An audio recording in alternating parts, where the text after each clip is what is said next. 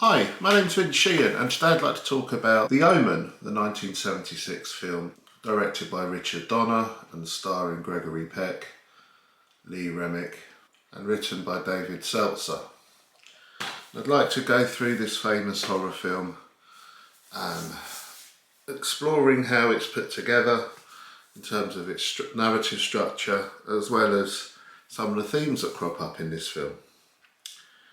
Now, of course, this is a very famous horror film and it taps very much into the supernatural, occult, religious horror of the day. You know, it comes a few years after The Exorcist, and of course there's many imitations. The film was even remade, I think about 15 years ago. But it is a classic horror film, and one that's always fascinated me. And I guess essentially it's about the efforts to stop the Antichrist, as prophesied in the Bible, coming to maturity and stopping him from controlling the world and presumably bringing the world to doom and destruction. In terms of its structure, it's there's 3 acts with an introduction and a brief coda. And the introduction is set in Rome in a hospital where Ambassador Thorne awaits news of his wife's birth. He's the US ambassador to Italy. But he's told that the child has died, but there is a replacement child, a replacement baby, which is an orphan, and which, for all intents and purposes, he can take and bring up as his own. His wife need not even know about this; she's completely oblivious to this. So Ambassador Thorne agrees, and then he's then told that he's had a promotion. He's now going to be ambassador to Great Britain. So he moves with his wife and their baby, and we come into Act 1, which is set in England. And Act 1's really all about the evil that surrounds this child, Damien. First of all, things look pretty normal. Ambassador Thorne and his name is Robert, and Kathy, his wife, are walking by a river, and they notice Damien, who's by now a little boy, 5 years old. They realise that he's gone missing, and they think the worst. He's fallen into the river and he's been swept away and he's drowned. But they find him hiding behind a tree. That's the first hint of the sinister side, let's say, to Damien. We then become aware of a dog, this sinister black or very dark brown dog hanging around, looking rather aggressive and ominous. And during Damien's birthday party, his nanny comes under the spell of this dog, and she commits suicide. She throws herself out of the top floor window, and she hangs herself in a very public and grotesque fashion. And that's a real image that stays with you when you watch this film. Of course, all these traumatised children are suddenly silent, and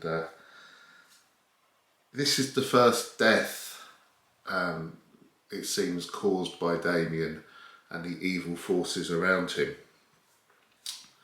We then notice this photographer who's at the party, and played by David Warner. He's called Jennings, and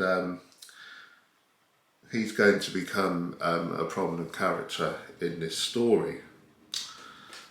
Thorne then, back at the American Embassy in Grosvenor Square, receives a stark warning from a priest Father Brennan, played by Patrick Troughton, and he's told to accept Christ as his saviour because Brennan knows that his son is really the Antichrist as prophesied in the book of Revelation and in one or two other places in the Bible.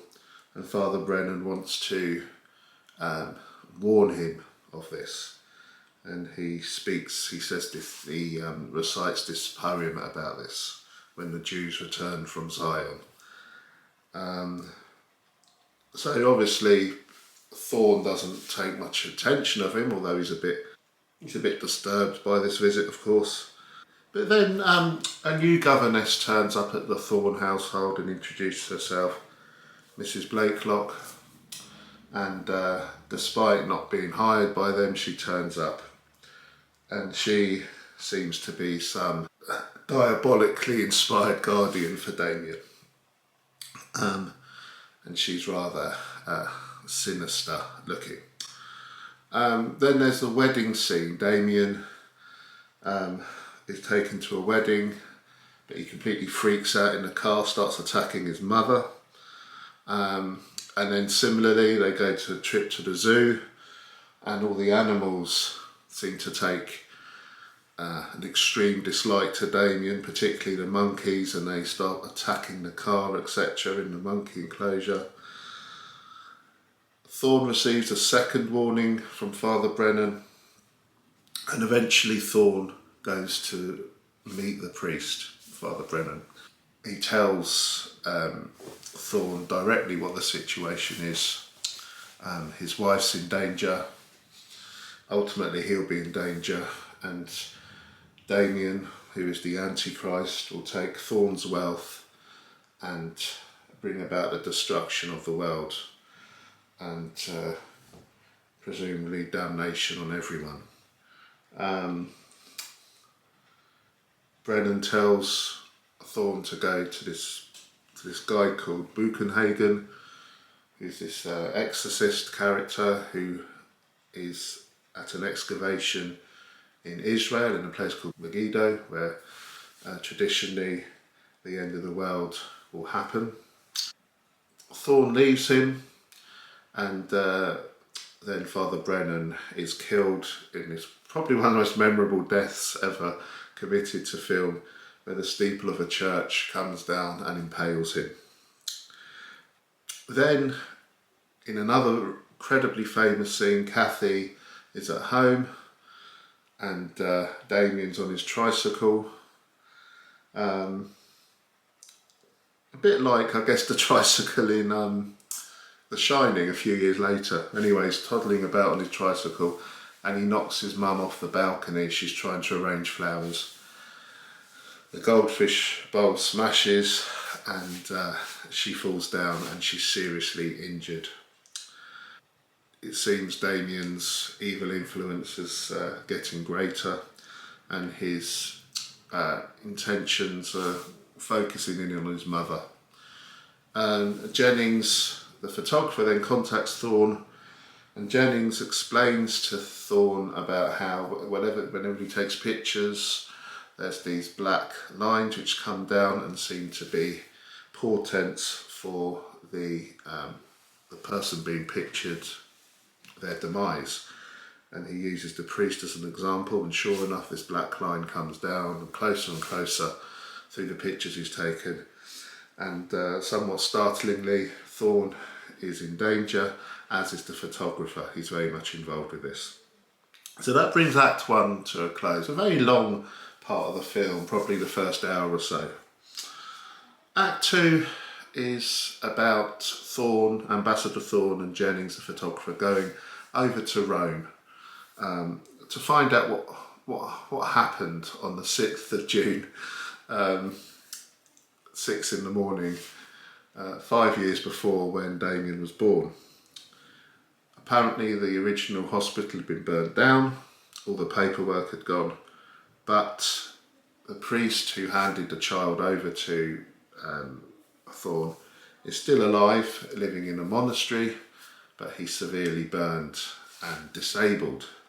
However, this priest manages to scribble down the name of a cemetery, and Thorne and Jennings go to the cemetery and they find the skeleton of an animal, possibly a dog or something, as Damien's mother.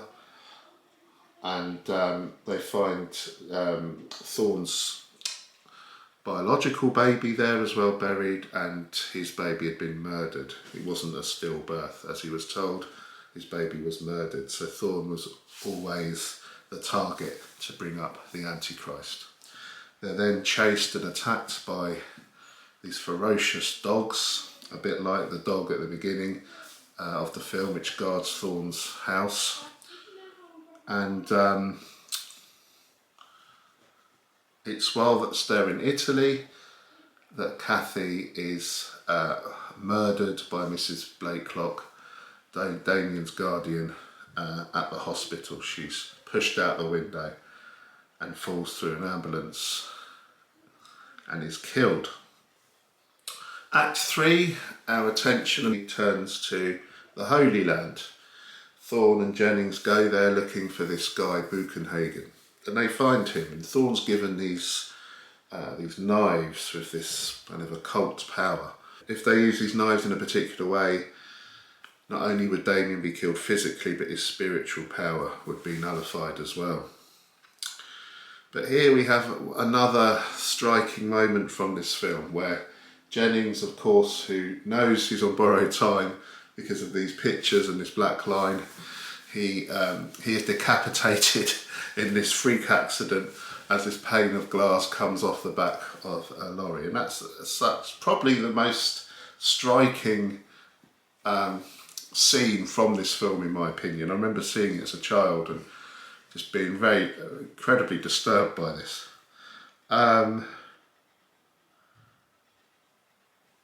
Then the focus goes back to England. Thorne, back at his home, cuts off Damien's hair, realises he has the birthmark on his head, which Buchenhagen tells him about, 666. And Mrs. Blakelock attacks him, and eventually grabbing Damien and killing Mrs. Blakelock, Thorne manages to race off to a church to kill Damien with these daggers. But the police see him speeding off, they chase after him, and they just stop him just as he's about to kill Damien. Thorne has a last agonising moment, should I kill this child? And then he realises he needs to, he's about to do it, and the police kill him. So that's the structure of the film, and there is a brief scene at the end at Thorne and Kathy's funeral, full of pomp and pageantry of kind of the American military, and the president and his wife are there, and sure enough, next to the president and his wife, Damien turns round and looks at the camera and then smiles. A famous image, of course. I love The Omen. I think it's one of the best horror films ever. I just think it's fascinating. I think the quasi-religious, spiritual stuff is so compelling and so interesting. The references to scripture, there's very much a sense not only of physical peril in this film, but spiritual peril. The priest the two priests in this film who have a prominent role, Father Brennan and Father Spoleto in Italy, they're both in fear of their souls. They're fearing damnation because of their part in this. And there's very much this, not only a physical death, but a spiritual death. The fear of hell permeates this film, which of course is entirely appropriate given the fact that it's about the Antichrist. And the film is just chock full of remarkable scenes which just live in the memory. Damien at the church, Damien at the zoo, the deaths, the suicide at the beginning of the young governess, the death of Jennings, the death of Father Brennan, Kathy falling off the balcony. It's just chock full of great images, you know, searing moments. And you know, it's genuinely scary, you know, as well. You know, you really feel that